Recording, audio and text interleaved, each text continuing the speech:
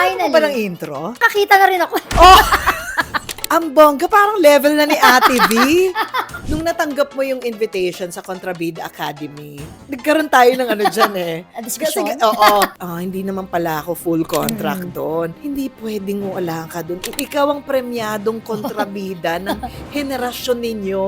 Ay, si Clara ka eh. Ang sarap niyang paiyakin. Yes, Alam mo totoo yon. naman, oo. Tapos ikaw naman, nakakainis ka. Kontrabida ka ba talaga sa totoong buhay?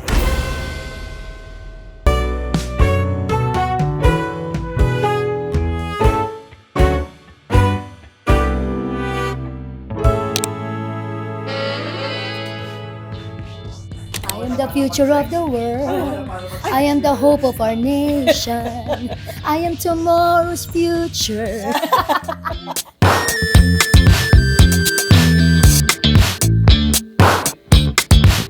Kailangan mo ba ng intro? Ay, ko. Hindi na. Diyos ko, para naman sa isang... At saka kita na rin ako. First of all, thank you naman. Nagkaroon na tayo ng time. Sa dinami-dami naman talaga ng pagpaplano. Pagpapalak. Dito na lang din natin gagawin sa red carpet event Yes, ng Contrabida Academy.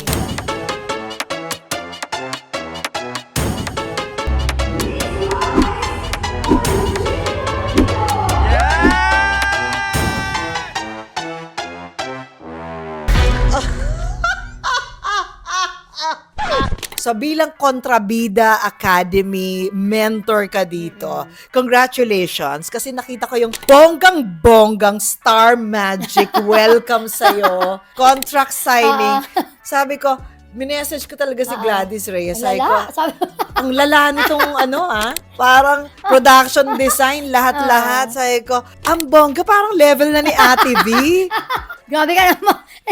Siyempre, iba naman yung Ate V level. Pero, hindi. Siyempre, nakakataba ng puso. Yung, di ba? Yung ganong pagpapahalaga. Di ba? Yung ganong... tama Never ka, ba ako bongga. nagkaroon ng ganong klaseng contract signing? Oo. I'm sure mas maraming mga naganap ka mga Pero contract signing, inaabot diba? lang yung pirmahan mo na to. Hindi naman. May din. Siyempre, may televised din na Wala, wag ka mag-imbento. Sasabihin ko Talaga? naman kung meron. Kaya nga sabi ko, ay, ang lala. Hindi, pero kasi di ba ganun sila? Yes, ang ganun ABS, sila. So, ang Star Magic. So, hindi lang naman din ako kasi parang halos magkakasabay din kami noon. Yung iba renewal, sila Bel Mariano, di ba? Sila Robby naman. So, ako kasi, ang naiba lang, sila puro renewal. Ako kasi yung, ngayon lang ako, para bang akala nga nila, ito na yung pagbabalik ko ulit sa ABS. Actually, that was a management contract. Hindi siya network exclusive contract. So, ibig lang po sabihin na pwede ako kahit saan. Sabi ko nga, hindi lang ako kapuso, kapamilya, kapatid. Ako po ay katrabaho. Ayan. So, kahit saan, ayan. Mabuti naman clarify mo. Oo. Kasi parang sabi ko, ay, pumasok na siya sa ganon. Meron kang Cruz versus Cruz. Cruz yes. versus Cruz. Ay, conflict ba yon? Siyempre, iniintindi natin yung mga Hindi, trabaho kasi natin. una-una, yung kasama ko doon, si Ate Vina Morales, ay Star Magic din. Ay, oo Yes. nga. Dito rin sa channel mo, ika-clarify ko rin na yun nga po, ang pagiging Star Magic artist po or talent ng Star Magic, ibig po sabihin ay parang freelance ka pa rin noon na gumawa sa iba't ibang istasyon as long as okay naman yung proyekto. Siyempre, sila yung unang-una, di ba, nakakausapin about it. Siyempre, ilalatag na lang sa'yo pag okay na, di ba? Usually, gano'n naman ang ginagawa talaga ng manager. For 3 decades, si Lolit Solis kasi, si Nay Lolit ang aking manager. Sumalangit na. Opo. At alam mo, wala kaming contract ni Nay Lolit. Lahat ng alaga niya. She believes in the contract of the heart, sabi nga niya. Na parang, halimbawa kasi, paano kung nagkaroon ng problema o medyo ayaw na niya, ayaw ko na. Eh di, para hindi na raw komplikadong wala ng mga attorney, di ba? Dahil wala ng kontratang na So, yun yung ano niya. Pero, hindi naman kami. Nakailang 3 3 decades. So, na happy naman kami, syempre. Pero syempre ngayon na, yun nga, wala na si nanay. Actually, kami ni Gorgie Rula, yung kanyang, Yes, di si ba, Gorgie right Rula. hand din, or parang secretary si Kuya Gorgie. Parang kami na nga lang din talaga yung Pero syempre, di ba, kailangan din talaga ng tulong talaga na yung makakapag-focus dun sa pag-manage. Yes. Yeah, natutuwa ako sa nangyaring welcome sa'yo. Thank you, You ate. deserve. Ay, wow naman. Oo. Thank you. Salamat. Gusto ko yung ganong grand welcome sa'yo. Kasi, Gladys, ang dami mo ng acting awards. Ikaw nga yun. Hindi, totoo. Katulad na lang ng sabi mo, yung director natin sa Contrabida Academy. Yes. Hindi mo akalain na mabibigyan ka ng award dun sa pelikulang Here Comes the Bride. Ay, the groom! Oh, Here Comes the Groom. Ako pala yung meron sa Here Comes the Bride. Oo. Sa Here Comes the Groom, hindi mo in-expect. Hindi ko in-expect. Kasi syempre nag-enjoy lang din naman ako nung ginawa ko yung movie. Nagulat din ako nung sinabi sa akin na nominated ako sa Eddies Award. And ayun nga, ako naman po yung pinalad na manalo bilang Best Supporting Actress. Palagay mo ba't for ka Here Comes nanalo the Groom. Siguro kasi di ba nanay din ako sa totoong buhay. Di ba? So kahit kasi may touch talaga ng comedy yung pelikula. Pero yung nandun pa rin yung family. So syempre yung Sincere ang siguro iyong performance. siguro kasi Oo. 'di ba kung ako yung napili ng Eddies Hindi, for siguro that. talagang nakita talaga yung, hindi ka makapaniwala na pumasok yung kaluluwa ng anak mo kay Aura. Oo. Tsaka 'di ba meron pang eksena na medyo sabi nga ni Direk nung una kasi syempre sanay ako sa teleserye, 'di ba? So dinadrama ko nga nung una, 'di ba? Na parang may paiyak na nga, gano'n. Tapos parang sinabi nga binulungan ako nung AD na sabi ni Direk wag daw madrama ang okay. So syempre dahil sanay ako, Na 'di ba? mabilis mo naman ding natitimpla. Kasi Oo. nga, seasoned. Hindi, pero kasi malaking tulong na gusto ko yung ganun yung sinasabi nung director kung ano yung gusto niya, di ba? Tama. Yes, oo. Kung ano yung order. Yes, Tapos oo. i-deliver. Yun ang i-deliver, di ba? Nung natanggap mo yung invitation sa Contrabida Academy, nagkaroon tayo ng dyan A discussion? Hindi kasi ganito yan. Nagsushooting tayo ng Breadwinner. Yes. Tapos, parang nabanggit ko sa'yo. Sabi ko, Gladys, may gagawin kaming pelikula ni Chris Martinez. Hindi pwedeng wala ka doon. Pero wag ka na munang maingay. Tama. Kasi nakapirma ako ng ng NDA. NDA. Bilang wala namang mailihim sa'yo, Ano? bigla mo na lang akong tinanong. Sabi mo, Ate Uge, nagsushooting na ba kayo sa Contrabida Academy? Hindi ko talaga alam saan siya nakakakuha ng mga information. Si Gladys Reyes, ang dami niyang ambag. Every day, pag nagsushooting kami, or paano mo nalaman yan? So, hindi ko sa kanya kino-confirm kasi nakapirma ako ng non-disclosure. Wala sinasabi ko anong title, Wala. kung anong di ba, Eto detalye. na. Sabi niya, Ate Uge, hindi naman pala ako full contract doon. Sabi ko, Full length, kumaga. oo, hindi full. parang 1 or 2 days ka lang, ganyan-ganyan. Hindi ko masabi sa'yo na hindi pwedeng wala ka doon. Kasi ganito yung kwento. Kasi nga non-disclosure ako. Pero hirap na hirap akong ipaliwanag sa'yo na Kung hindi pwede pwedeng lang, wala ka doon. Kasi si Gladys ka. Ikaw ang premyadong kontrabida ng henerasyon ninyo. Thank you, Diba? ate. Si Clara ka eh. So, yun yung point. Oo. Pero hindi ko masabi sa'yo, Na hindi ko naiintindihan din nung una. kaya diba? nga, so naiinis ako sa'yo noon kasi ayaw mong maniwala sa akin. Nandun lang ako dun sa point na 1 or 2 days, ganyan, or 3. Sabi ko, so ganun lang pala ka-ano. Sabi Kaya ko, nga. ka-short. Sabi ko, parang ganyan. So, kasi wala nga pagpapaliwanag kung ano yung storya, di ba? Basta alam lang natin dahil nga Contrabida Academy, so Contrabida, di ba? Oo. Sige, lumabang ka. Huwag mong pigilan ang sarili mo. Anong nagpa-oo sa'yo? Ay, nung nabasa ko na yung script. Ayan. So nung pinadala, ganyan, tapos ito yung part mo, ganun.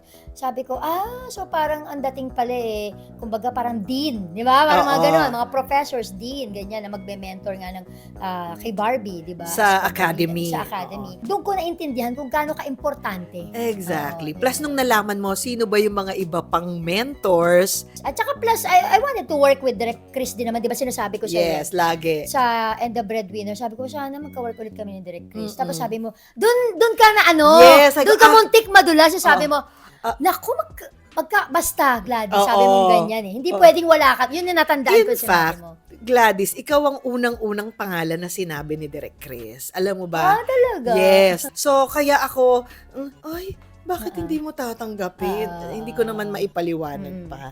Natuloy na tayo. Yes. Kamusta yung experience? Ay, syempre, nung sabi mo nga, nung nalaman ko pa kung sino yung mga kasamang, syempre, mga tumatak din talaga, di ba?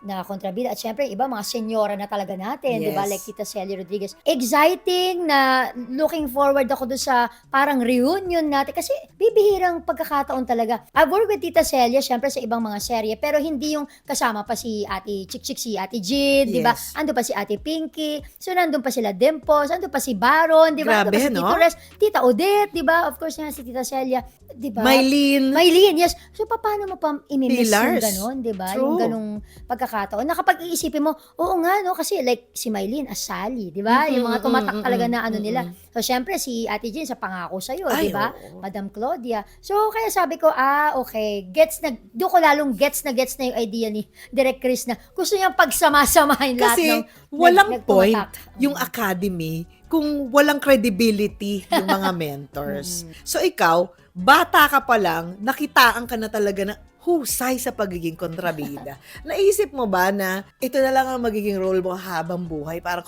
Dumating ba sa point na parang, kontrabida na naman? Hindi naman. Pero kasi, di ba nag-start ako child actor talaga ako. Kasi yun yung 7 years old ako, nung sumali ako sa Little Miss Philippines. Yes. Tapos from there, pinatawag ako sa Viva eh.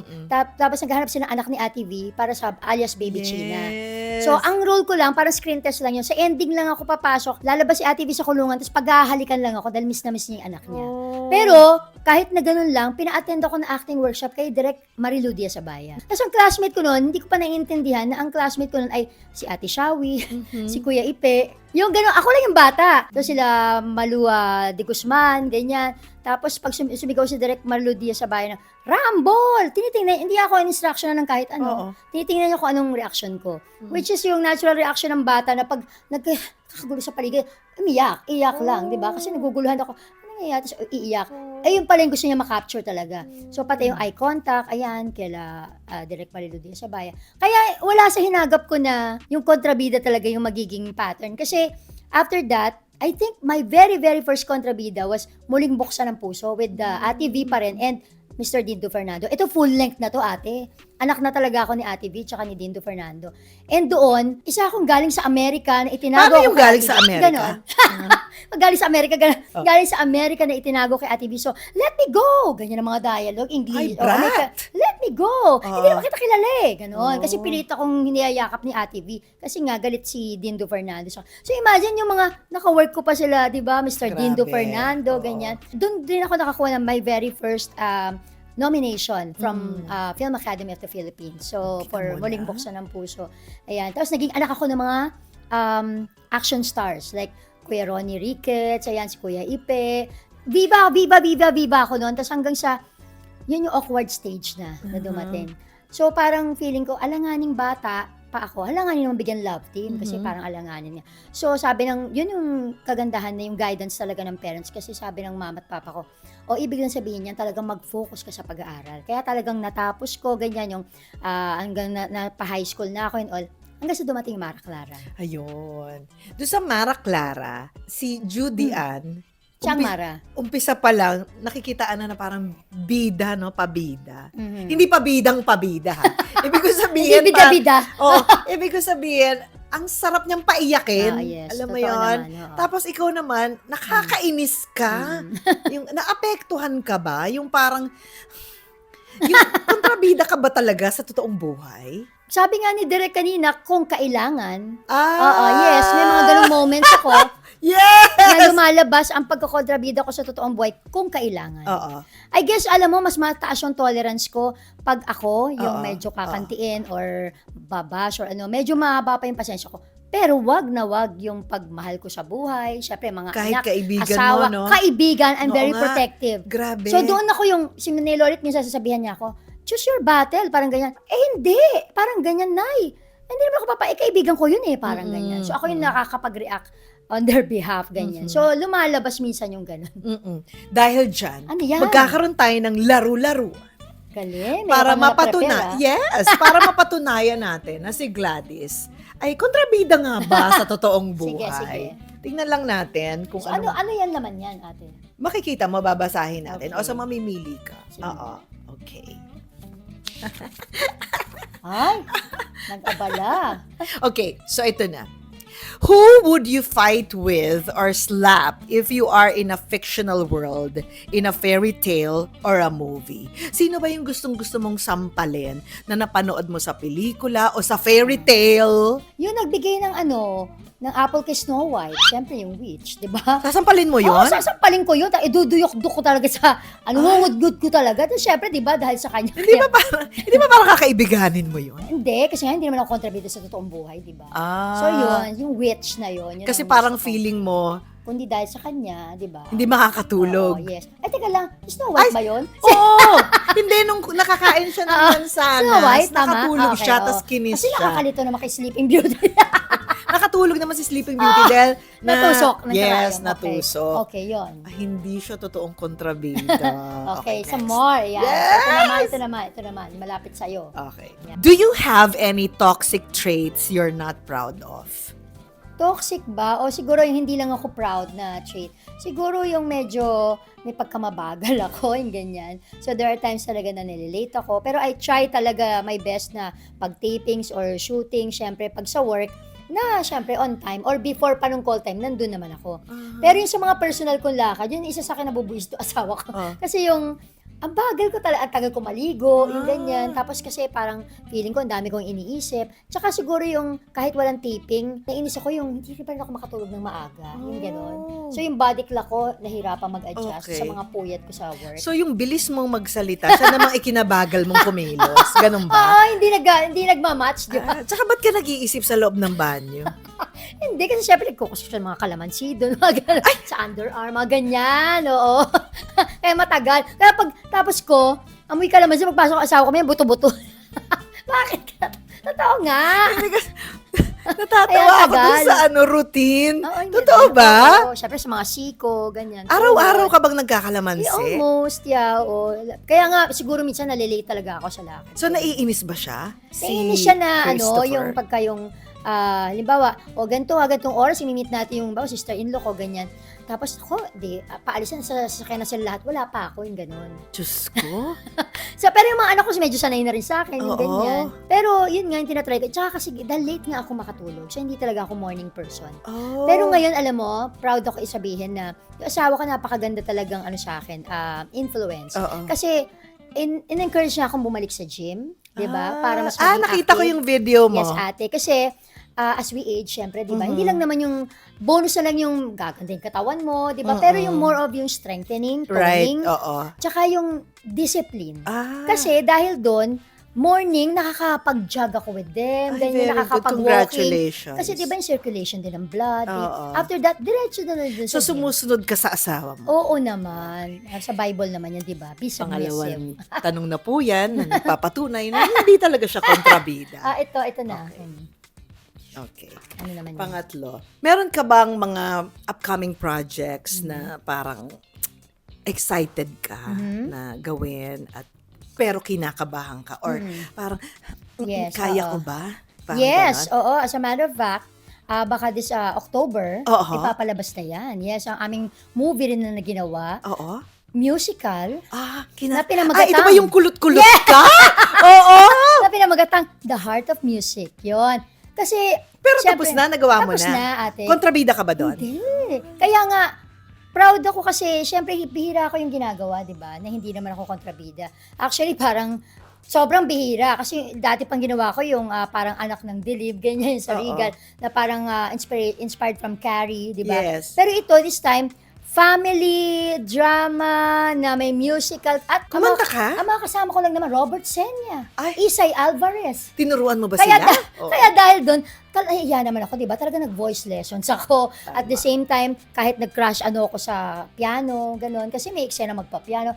Agat maaari, ayoko Ito ba yung dayain. Italian director? Yes! Ah, Opo. oo. Yes, si Direk Paolo. Yan, Bartola? Parang Bartola yan. Kasi nakakalito minsan kung Bartola. Direk Paolo. Paano, nakwento ko ba yun sa'yo? Medyo. Tapos tinanong ko yung pangalan ni Kuya, apelido ni Kuya Dan. Bartolio. Yun. Yun nga, parang lead yung role. Noong una talaga parang, Ako talaga? Ganyan. Congratulations. Makapanood Ang ako galing. talaga. Isa yun sa ano ko na sana makapag-theater din ako yung, di ba, yung gano'n, musical. Napanood na kita hindi lang dito, pati doon sa ibang mga ginawa mong theater.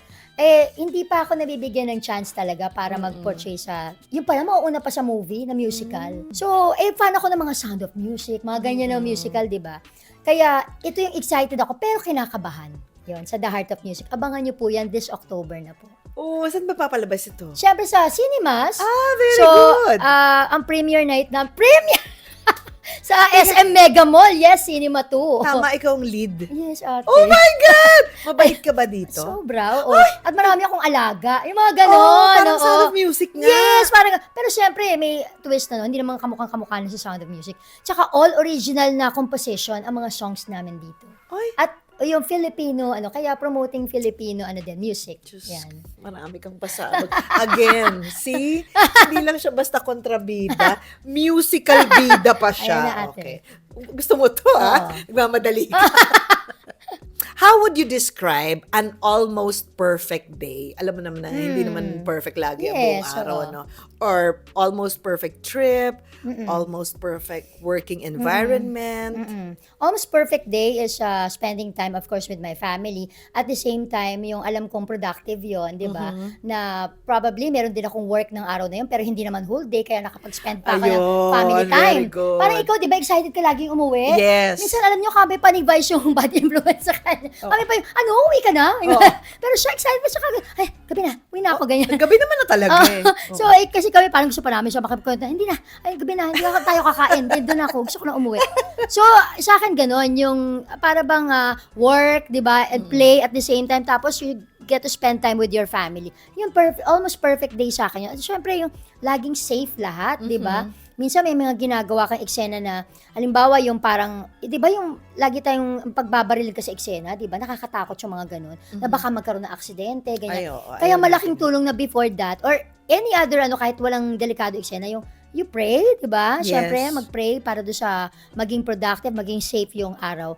So, yun yung Gusto idea ko rin ng ganong klaseng working environment Di ba? na bago magsimula yung Yes. araw, magdadasal tayo, ipagdadasal natin na sana safe tayong lahat, at saka Pati yung mga naiwan mo na, di ba? Sa bahay, yung mga mahal correct, sa buhay. makakauwi tayo ng safe. Yun. Maganda yun kasi parang hindi mo kontrolado Yes, ang environment. Ganun- Tsaka pagod ganun- na eh. Ganun kami sa Cruise versus Cruise din. Proud naman ako doon sa mga co-stars ko. And even sa production namin, hindi talaga makakalimutan na before mag-start ng unang-unang eksena, ay may magli-lead ng prayer. O may Yes. mananalangin, ganyan, para ipanalangin. Hindi lamang yun doon sa taping, pati yung mga naiwan sa bahay, di ba? Ng mga Yes. family.